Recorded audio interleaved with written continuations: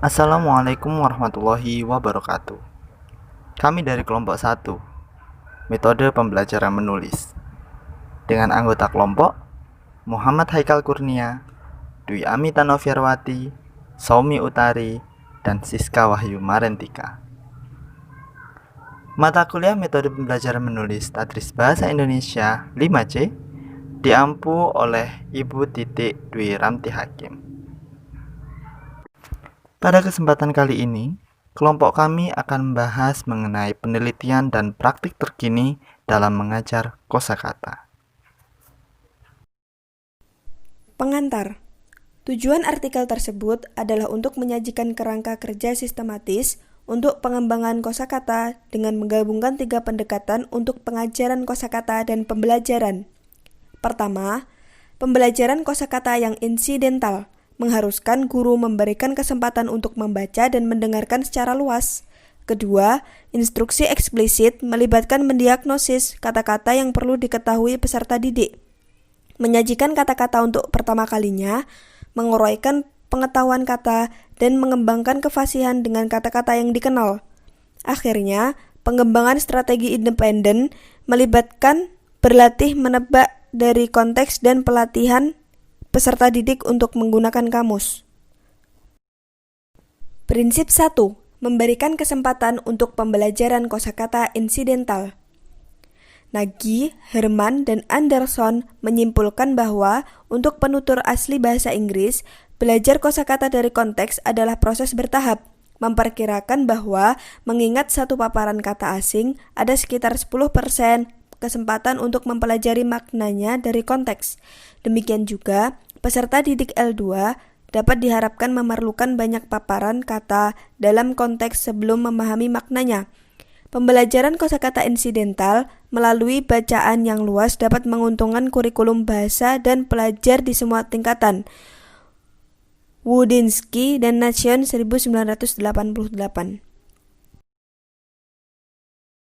Dalam artikel yang berjudul Peningkatan Penguasaan Kosakata Bahasa Indonesia dengan Keterampilan Membaca Melalui Teka-teki Silang, karya Utami Dewi Pramesti, ada setiap jenjang atau kelas, bahkan terjadi pula pada kelas 6 sebagai jenjang tertinggi yang akan menghadapi ujian nasional atau UN. Kesulitan siswa kelas 6 ini adalah memahami suatu teks atau dalam keterampilan membaca. Siswa sulit memahami teks yang dibaca karena banyak kata-kata dari teks tersebut yang tidak siswa pahami. Permasalahan rendahnya penguasaan kosakata bahasa Indonesia tersebut tidak hanya berpengaruh pada kekurangmampuan siswa dalam keterampilan membaca, yakni memahami teks. Namun lebih jauh, rendahnya penguasaan kosakata bahasa Indonesia juga mempengaruhi kemampuan ketiga keterampilan berbahasa lainnya. Contoh atau metode yang digunakan untuk prinsip 1 yaitu teka-teki silang yang berkaitan erat dengan permainan untuk mengasah otak. Tidak hanya bermain, tetapi teka-teki silang juga berkaitan dengan strategi. Teka-teki silang berisi kolom menurun dan mendatar.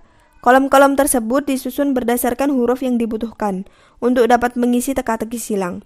Siswa harus memiliki strategi yang tepat. Siswa tidak hanya mampu menjawab pertanyaan, tetapi jawaban tersebut harus disesuaikan dengan jumlah kolom serta kaitannya dengan kolom lain.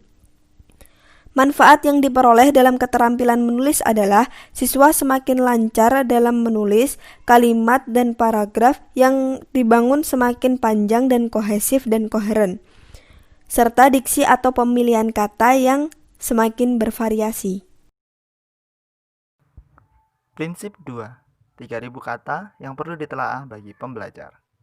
Menurut Lover, untuk mengetahui minimum yang memiliki sekitar 3.000 kata, diperlukan pembacaan yang efektif pada tingkat universitas.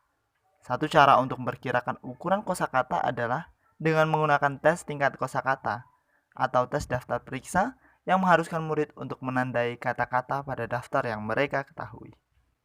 Berikut adalah beberapa cara yang dapat digunakan untuk mengukur kosakata produktif bagi pembelajar. Yang pertama yaitu ada tes rumpang kosakata. Kemudian yang kedua ada menganalisa kosakata melalui komposisi tulisan. Dan yang ketiga ada pembobotan skala kosakata. Prinsip 3. menyediakan kesempatan bagi pembelajar kosakata. Pembelajaran kosakata secara insidental mungkin pada akhirnya menjelaskan sebagian besar kosakata peserta didik. Akan tetapi, pembelajaran yang disengaja melalui daftar kosakata dapat menjadi cara yang efektif untuk dengan cepat mempelajari terjemahan kata. Prinsip 4 memberikan kesempatan untuk menguraikan pengetahuan kata. Berdasarkan daftar Richard 1976, Nation 1994 mengidentifikasi berbagai aspek pengetahuan kata seperti mengetahui pada tata bahasa terkait, afiks, leksikal, asosiasi, cara menggunakan kata secara reseptif dan produktif, dan sebagainya. Menerima pengetahuan berarti mampu mengenali salah satu aspek pengetahuan melalui membaca dan mendengarkan, dan pengetahuan produktif berarti mampu menggunakan dalam bentuk berbicara dan menulis. Guru harus selektif terhadap kata-kata mana yang layak digunakan sehingga menjadikan kegiatan yang produktif, sehingga jenis pengetahuan mana yang akan paling berguna bagi siswa mereka. Guru harus menciptakan kesempatan untuk memenuhi kata-kata yang berguna untuk dipelajari dalam konteks baru dan menyediakan kolokasi serta asosiasi baru. Beberapa metode pembelajaran untuk penguraian kosakata yaitu metode eja atau abjad, metode suku kata dan metode kata, metode global, dan metode struktural analisis sintetis atau yang disingkat SAS. Prinsip 5 memberikan kesempatan untuk mengembangkan kefasihan dengan kegiatan pembangunan kosakata yang dikenal.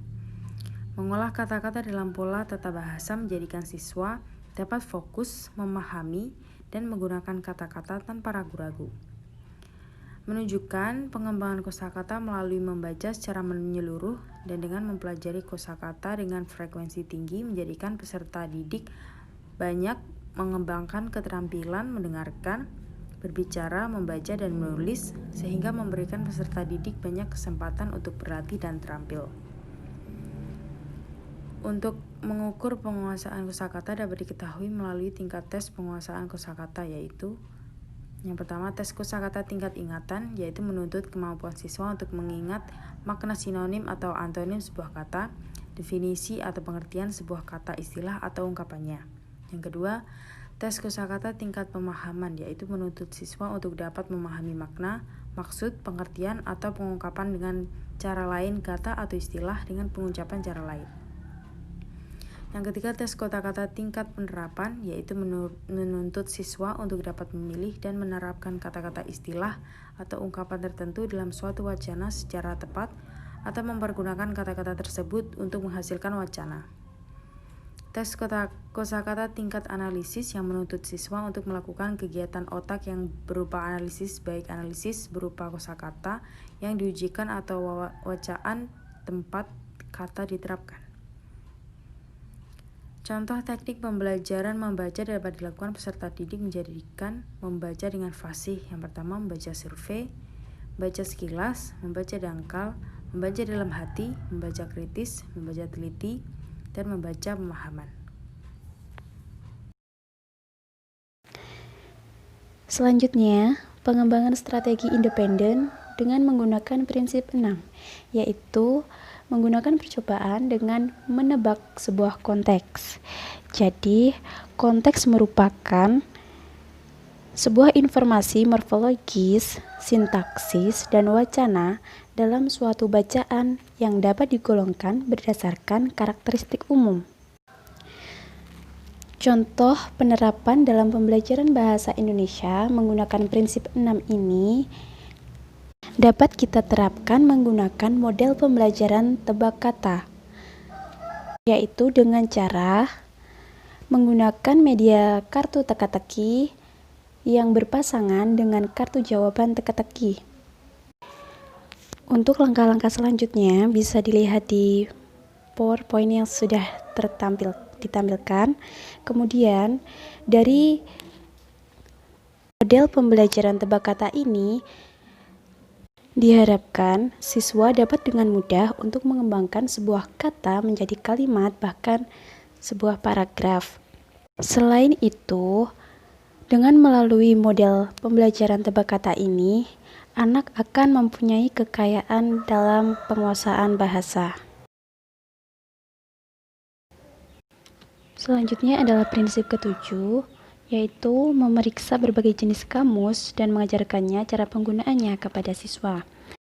Kamus merupakan sumber rujukan yang andal dalam memahami makna kata suatu bahasa, karena kamus memuat perbendaharaan kata suatu bahasa yang secara ideal tidak terbatas jumlahnya. Selain itu, dalam sebuah kamus juga disertakan pula informasi mengenai ejaan, pelafalan kata, kemudian kelas kata, dan makna kata. Jadi, pengajaran mengenai cara penggunaan kamus kepada siswa merupakan pengajaran yang cukup penting untuk diajarkan. Contoh pembelajaran dalam bahasa Indonesia dengan prinsip ketujuh ini adalah dengan menggunakan metode ejakan, tuliskan, dan kembangkan. Caranya yang pertama adalah dengan menemukan beberapa kata dari kamus, mengelompokkan kosakata ke dalam kategori tertentu, kemudian mengurai dan mengembangkan kosakata menjadi beberapa paragraf, bahkan menjadi sebuah wacana. Cara ini dapat kita praktikkan dalam kegiatan pembelajaran bahasa Indonesia, misalnya pada pembelajaran menulis kalimat deskripsi, menulis cerpen, dan lain sebagainya. Demikian tadi penjelasan dari kelompok kami. Apabila ada jarum yang patah, jangan disimpan di dalam laci. Apabila ada kata-kata yang janggal dan salah, jangan disimpan di dalam hati. Terima kasih. Wassalamualaikum warahmatullahi wabarakatuh.